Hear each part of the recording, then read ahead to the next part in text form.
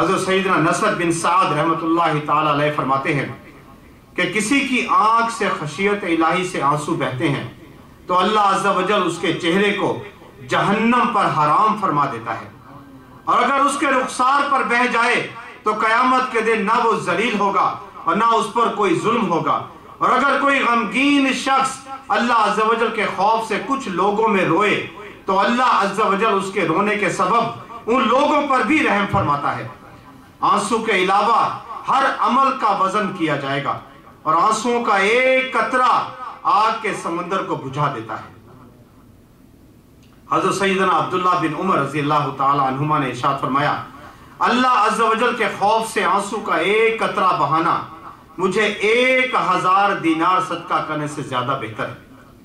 मीठे मीठे इस्लामी भाइयों, इस बात पर गौर करें, जब दिलों की जमीन से खौफ पैदा हो, आंसू बहकर खशियत के बागीचे को सैराब करें तो निदामत की कली खिल उठती है और तौबा का फल नसीब हो जाता है। हज़रत सैयदना दाऊद अलैहिस्सलाम अपनी लफ्ज़िश पर दिन रात रोते रहे, गोया आप अलैहिस्सलाम ने खुशी का हुल्ला उतार कर गम का लिबास ज़ेबे तन कर लिया था। कबूतर आप अलैहिस्सलाम की आवाज से खामोश हो जाते, दिल आप अलैहिस्सलाम की चीखों से मुस्तरिब हो जाते, आप अलैहिस्सलाम के आंसुओं से घास सैराब हो जाती। आप अलैहिस्सलाम अपनी मुनाजात में अर्ज करते, या अल्लाह अज़्ज़ा वजल, मैं तेरे बंदों के तबीबों से इलाज कराने के लिए निकला कि वो मेरे दिल की बीमारी का इलाज करें, लेकिन सब ने तेरी राह बताई। ए अल्लाह अज़्ज़ा वजल, मेरी आंखों को आंसू बहाने की तौफीक अता फरमा और मेरी कमजोरी को कुव्वत से बदल डाल ताकि मैं तुझे राजी कर सकूं। हज़रत सैयदना अबू सुलेमान दुर्रानी रहमतुल्लाह ताला अलैह फरमाते हैं कि रोना खौफ से आता है और बेकरारी रजाओ शौक से होती है। जब हज़रत सैयदना मोहम्मद मुनकदर रहमतुल्लाह ताला अलैह रोया करते तो अपने चेहरे और दाढ़ी पर आंसू मल लिया करते। उनसे इसके मुतालिक अर्ज की गई तो इरशाद फरमाया, मुझे पता चला है कि आग उस जगह को ना छुएगी जिसे आंसू छुएं।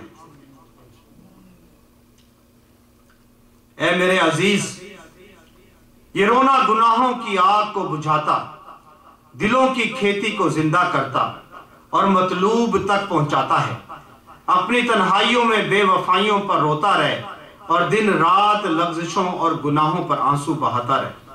मनकूल है कि हज़रत सैयदना यज़ीद रकाशी रहमतुल्लाह ताला अलैह ने ख्वाब में अल्लाह के प्यारे हबीब हबीब लबीब अज़्ज़ा वजल्ल सल्लल्लाहु ताला अलैहि वसल्लम की ज़ियारत की। आप सल्लल्लाहु ताला अलैहि वसल्लम के सामने किरत की तो आप सल्लल्लाहु ताला अलैहि वसल्लम ने इरशाद फरमाया, ये अगर किरात है तो रोना कहाँ है। हज़रत सैयदना अहमद बिन अबी हवारी रहमतुल्लाह ताला अलैह फरमाते हैं, मैंने अपनी लौंडी को ख्वाब में देखा कि उससे ज्यादा हसीन कोई औरत ना देखी थी।